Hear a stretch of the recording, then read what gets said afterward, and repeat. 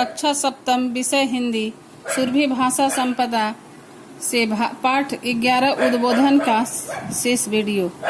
बैठे हुए हो व्यर्थ क्यों, आगे बढ़ो ऊंचे चढ़ो। है भाग्य की क्या भावना, अब पाठ पौरुष का पढ़ो। है सामने का ग्रास भी मुख में स्वयं जाता नहीं। हा ध्यान उद्यम का तुम्हें तो कभी भी आता नहीं। कवि इस पंक्तियों के माध्यम से यह कहना चाहता है कि व्यर्थ बैठने से कोई लाभ नहीं है। हमें अपने पथ पर हमेशा आगे बढ़ना होगा, ऊंचा चढ़ना होगा, क्योंकि भाग्य के भरोसे बैठने वाला कायर होता है। इसलिए तुम पुरुषार्थ को अपनाओ और आगे बढ़ो, क्योंकि सामने पड़ा हुआ ग्रास भी मुंह में तब तक नहीं जाता है जब तक उसके लिए कर्म नहीं किया जाए, उद्यम नहीं किया जाए। रखो परस्पर मेल मन से, छोड़कर अविवेकता। मन का मिलन ही मिलन है, होती उसी से एकता। तन्मात्र के ही मेल से मन भला मिलता कहीं, है बाह्य बातों से कभी अंतःकरण खिलता नहीं।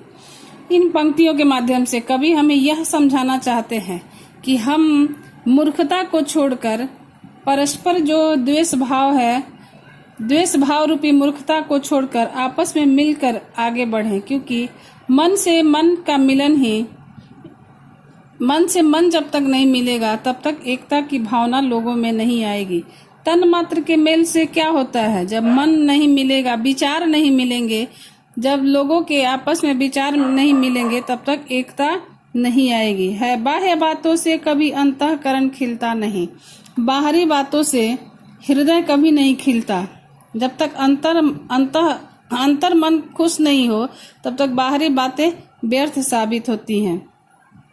जड़दीप तो देकर हमें आलोक जलता आप है, पर एक हम में दूसरे को दे रहा संताप है।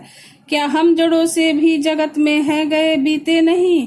हे भाइयों इस भांति तो तुम थे कभी जीते नहीं। इन पंक्ति से कवि हमें यह बताना चाहता है कि जड़ दीप तो देकर हमें आलोक जलता आप है। माने जब दीपक जो है, दीपक के तली में, दीपक के पास अंधेरा रहता है, लेकिन वह जग को उजियारा देता है।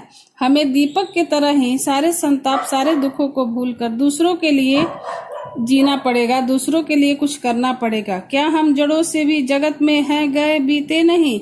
जड़ों यानी जड़ जो है बेजान चीजों, जिनमें चेतना नहीं है, वो चेतना रहित है, वह भी दूसरों के लिए, दूसरों के हित के लिए सोचता है। क्या हम भी उनसे गए बीते हैं। हे भाइयों इस भ्रांति तो तुम थे कभी जीते नहीं। हे भाइयों इस भ्रांति में तुम कभी जीते नहीं थे। अतः दीपक से, जड़ से प्रेरणा लेकर उनके जैसा बनने की कोशिश करो। धन्यवाद। शेष अगले वीडियो में।